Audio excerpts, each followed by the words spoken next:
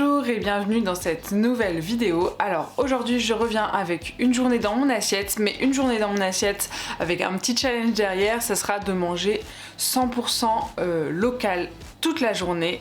Donc voilà, quand je parle de 100% local, je vais au-delà de juste prendre des fruits et légumes de saison et locaux, c'est-à-dire que je vais pas utiliser de sucre par exemple, parce que le sucre, il n'y en a pas de production dans le nord où j'habite, et même le sucre bio français n'existe pas vraiment pour l'instant. Donc voilà, je vais renoncer au sucre pour aujourd'hui, enfin en tout cas au sucre industriel transformé, et voilà. Ensuite, je n'utiliserai par exemple pas de chocolat, rien, pas d'huile de tournesol ni d'olive, parce que l'huile d'olive, il y en a de la française mais très peu, sinon ça vient de Grèce, etc. Donc ça j'en utiliserai pas. L'huile de tournesol ça vient du sud de la France, je suis dans le nord, donc voilà. Je vous ai d'ailleurs fait un petit retour de course la semaine dernière où vous avez pu voir la plupart des choses que je vais utiliser. J'ai quelques autres choses qui me restaient dans mes placards, donc vous allez voir ça. Mais je vous expliquerai au fur et à mesure, mais globalement tout vient d'un cercle de 30 km autour de chez moi. Donc on est vraiment sur de l'hyper local. Et la seule chose que je vais me permettre d'utiliser qui n'est pas vraiment local, ça va être du sel de Guérande. Donc là on est à 600 km. Donc on reste quand même raisonnable pour ce produit, c'est un produit français et voilà. Mais sans sel, ça aurait été vraiment compliqué pour moi. Je sais qu'il y a des alternatives possibles, mais en tout cas pour moi ça aurait été compliqué. Donc voilà, un sel de Guérande qui vient de 600 km autour de chez moi. Le reste, je vous dis 30 km environ, donc voilà, hyper local. Et vegan bien sûr, donc c'est ça aussi le petit challenge. Donc j'ai très hâte de faire cette journée et de prouver que manger hyper local et vegan et équilibré c'est possible. Et gourmand aussi bien sûr, on va se faire plaisir aujourd'hui. Donc c'est parti, je commence avec le petit déjeuner, il est 8h30 et au menu on va faire un pain sans levure, puisque la levure, voilà, je n'en ai pas de local. Donc un pain sans levure, juste avec de la farine et de l'eau. La farine vient vraiment de tout près de chez moi. On est sur une farine T65 classique. Voilà, et on va accompagner ça d'une petite compotée de pommes. Les pommes elles viennent d'une trentaine de kilomètres, la farine elle est à moins de 10 km de chez moi, donc elle est produite à moins de 10 km de chez moi, donc c'est hyper chouette. Pour la compote de pommes, je vais peut-être utiliser du jus de pomme pour sucrer un petit peu légèrement. Donc j'ai ce jus pomme fraise. Voilà, que je vous l'avais présenté, il est non bio mais il est hyper local, produit dans le nord à Bavay, voilà, si vous voulez savoir. Et je me dis que la fraise ça rajoutera un petit peu de gourmandise à ma compote. Donc voilà, je vais vous laisser avec la suite. Donc pour le pain, sans levure, sans levain, ça va être hyper simple. On va juste mélanger 300 g de farine, une pincée de sel, et au fur et à mesure on va rajouter un petit peu d'eau, environ 25 centilitres je pense, ça dépendra de la consistance de la pâte, et ça sera de l'eau tiède, donc c'est parti.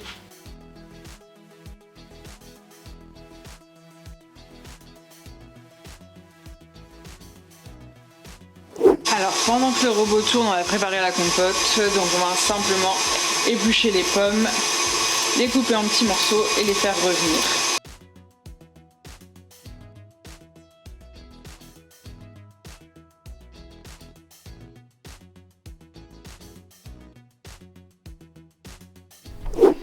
Donc là, je récupère ma pâte à pain qui est ici. J'ai dû rajouter un petit peu de farine. Ça, c'est à vous de voir en fonction de... Il faut obtenir une consistance comme ça, une pâte quand même homogène et qui se tient un minimum.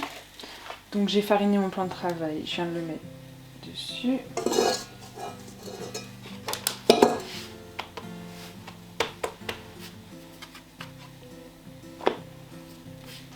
Donc on vient étirer nos petits pains.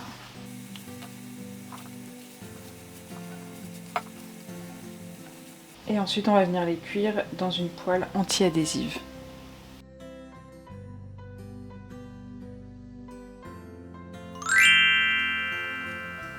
Et voilà mon petit déjeuner. Donc les pains sans levure sont là, donc j'ai réussi à en faire 6 au total, mais je vais en manger 2. J'ai de la petite compote. Ensuite je me suis fait un verre de jus pomme fraise juste là.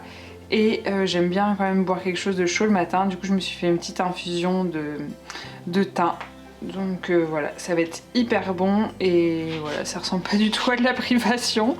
Et comme quoi avec juste un peu de farine, d'eau et quelques pommes, on peut se faire quelque chose d'hyper bon. Le pain est hyper bon, il est bien filant à l'intérieur. C'est... voilà.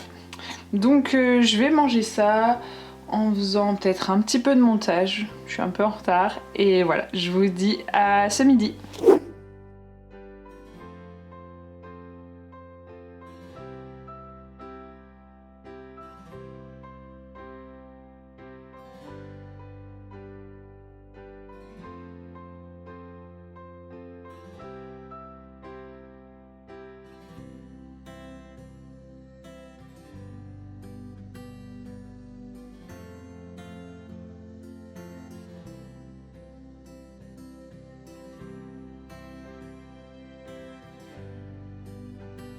Hey, alors pour le repas de ce midi, je vais faire un petit quinoto.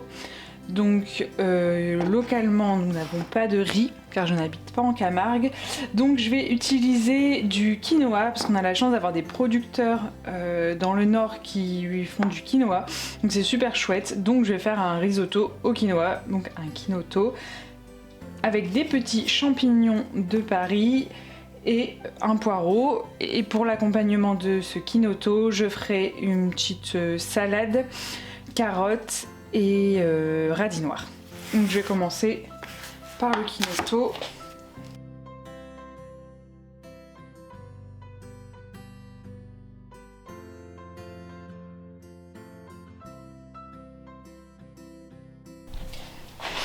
Alors bien sûr, je vais mettre aussi un oignon.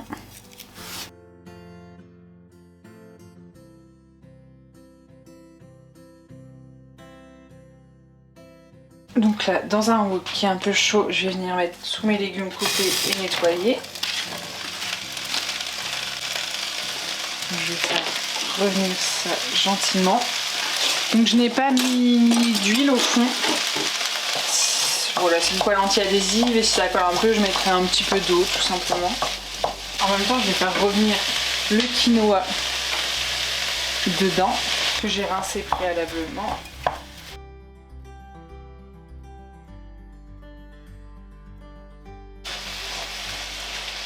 Je vais laisser revenir tranquillement et quand ce sera bien revenu, je vais pouvoir y ajouter un petit peu d'eau au fur et à mesure.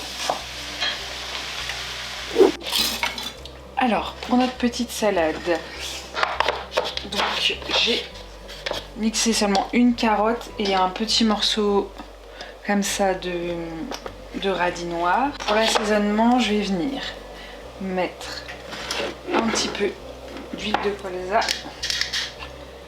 Donc qui est locale, qui est de la région. Bon, celle-ci elle vient un petit peu plus loin puisque ça vient du 80, donc la Picardie, mais c'est quand même très proche. Un petit filet et avec ça je vais venir mettre le vinaigre de cidre voilà, qui vient du Nord-Pas-de-Calais. J'en mets un petit peu. Et je vais venir mettre un tout petit peu de sel. Un petit peu de sel. Et également, il y a un producteur voilà, local qui fait du persil déshydraté, comme je vous l'avais présenté dans les vidéos de retour de course. Et donc, je vais venir en mettre un petit peu. Alors, voilà pour la recette de ce midi. Écoutez, c'est vraiment bon. J'ai goûté le quinoto. Il y a vraiment plein de saveurs, rien qu'avec les légumes et un petit peu de sel. Et la salade, là, l'huile de colza et le vinaigre de cidre, on donne vraiment un bon goût à l'ensemble. Donc voilà, je vais aller manger tout ça et on se retrouve pour le goûter. Et alors c'est parti pour le goûter. Ah, vous avez perçu mon super beau jogging. Donc je disais c'est parti pour le goûter. Il est 17h30, j'ai un petit creux. Donc du coup je vais vous montrer comment réaliser un beurre de noix. Donc comme un beurre de cacahuète, un beurre de noisette, un beurre d'amande. Voilà, toutes ces choses qui ont assez le vent en poupe. Mais là on va le faire avec un produit local, donc des noix qui sont produites à côté d'ici. Donc on va déjà les faire torréfier dans un four à 190 degrés pendant environ 10 minutes et après on viendra les mixer tout simplement et vous obtiendrez un beurre de noix. Donc je vais vous montrer tout ça après. Alors je vais venir en fait manger le beurre de noix avec ce pain. Donc c'est un pain qui est bio, qui est fait avec du blé ancien et du levain et un petit peu de sel de Guérande. Donc comme j'ai dit, je m'autorise le sel de Guérande pour cette vidéo 100% locale, mais pas la levure, souvent on ne sait pas l'origine d'ailleurs, et du coup c'est du levain, donc il n'y a pas de souci, fait à partir de la farine de blé ancien qui est produite localement. Donc voilà.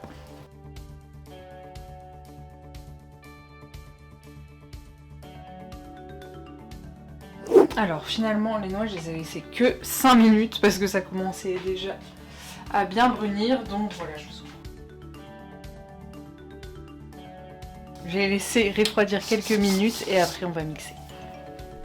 Donc on va pouvoir mixer les noix.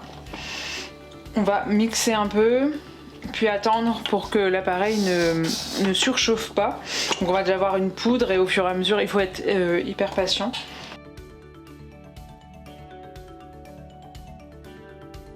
Donc tout va dépendre de la puissance de votre robot, mais vous voyez, moi ça commence déjà à avoir l'huile qui sort. Donc vous voyez là, on a réussi à sortir l'huile. Je vais mélanger tout ça. Et voilà, on a du beurre de noix.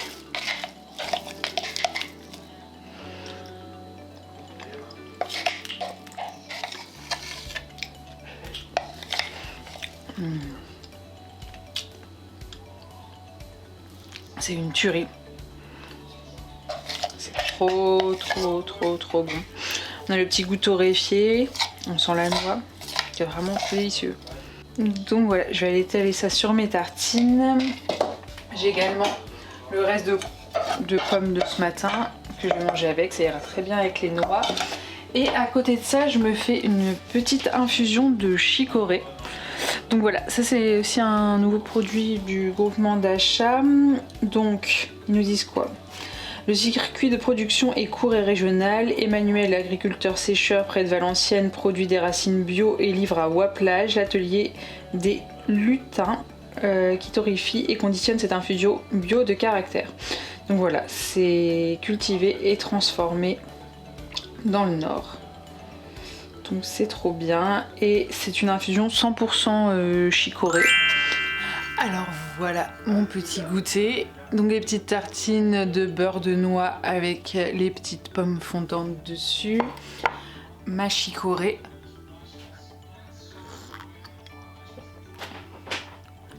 Moi j'aime beaucoup cette infusion à la chicorée. Alors après je pense que la chicorée ça plaira pas à tout le monde, mais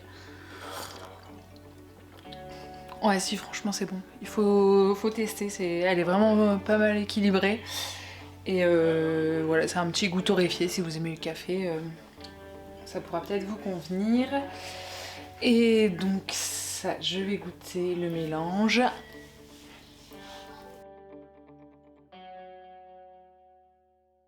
Tout va hyper bien ensemble. Testez le beurre de noix et dites-moi ce que vous en pensez. Donc voilà, je vais prendre mon goûter et je vous dis à dans quelques heures pour le dîner. Bonsoir, alors j'ai mis la lumière artificielle. Pour ce soir, je vais simplement me faire une petite soupe avec le reste de pain de ce matin et le reste des carottes de ce midi. Donc voilà, ça va être une soupe toute simple que je vais faire au robot avec poireaux carottes, oignons et pommes de terre. Voilà, je vais vous montrer rapidement, mais je ne vais pas vous montrer le résultat final. Et après, je vous parlerai des apports nutritionnels de cette journée. Déjà, voilà ce qu'il va y avoir dans ma soupe. Je vais simplement tout éplucher, rincer et mettre dans mon bol.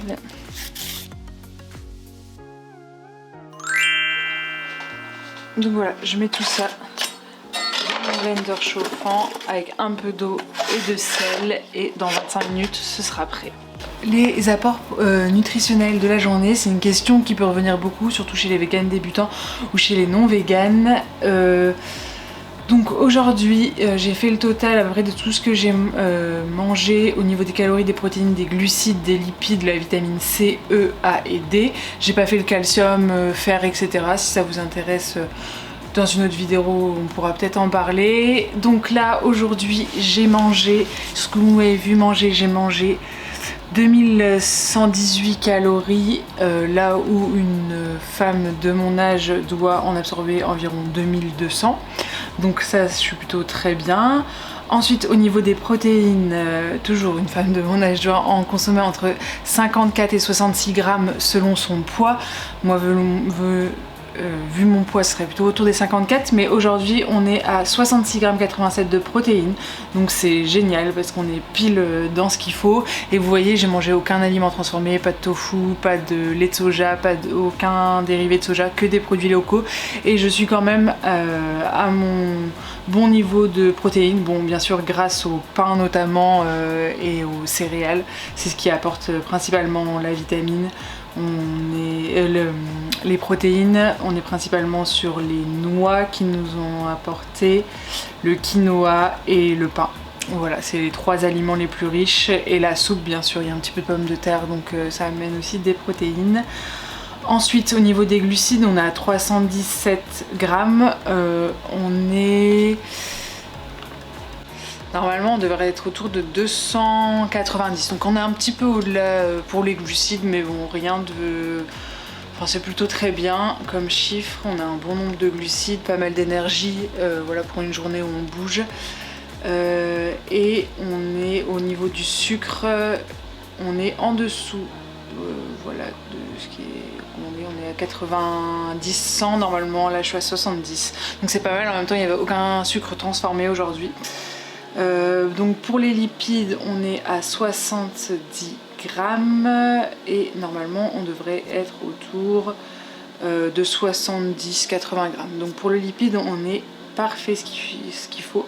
Donc vous voyez, les lipides ça va très vite, notamment avec les noix, parce qu'en fait avec les noix, le beurre de noix je suis à 50 grammes, donc si j'avais pas eu les noix j'aurais que 20 grammes de lipides.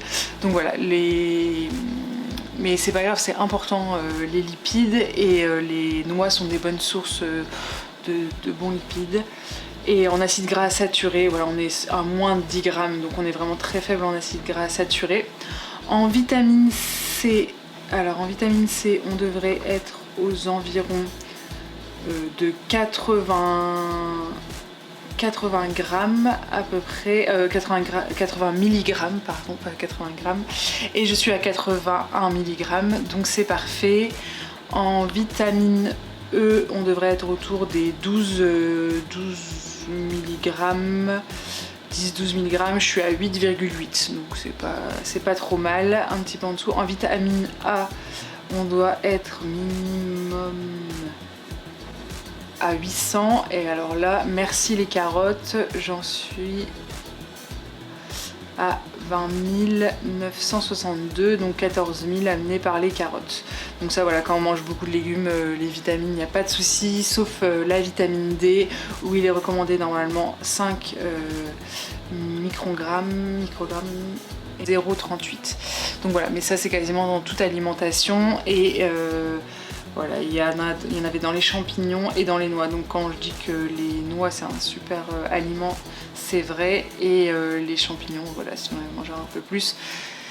Mais donc voilà, à part pour la vitamine D, mais ça c'est dans tous les régimes, on est tous en carence de vitamine D, donc voilà.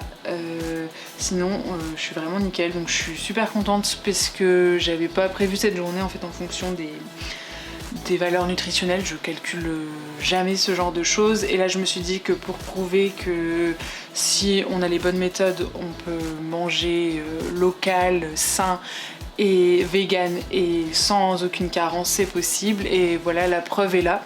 Je suis pas une experte en nutrition, pas du tout, mais là c'est voilà, juste avec des petits comparatifs simples par rapport aux chiffres officiels qui sont donnés, on est pile poil dedans, donc n'ayez pas peur des carences, tout va bien. Donc voilà, moi je vais aller boire ma petite soupe devant Netflix, et je vous dis à très bientôt pour une nouvelle vidéo, à la semaine prochaine, je vous fais des gros bisous. Et ah oui, si cette vidéo vous a plu, n'hésitez pas à vous abonner, à liker. Laissez-moi dans les commentaires quelle recette vous avez préférée, qu'est-ce que vous pensez par rapport à l'alimentation locale, etc. Donc voilà, n'hésitez pas à vous exprimer, et je vous fais des bisous. Ciao!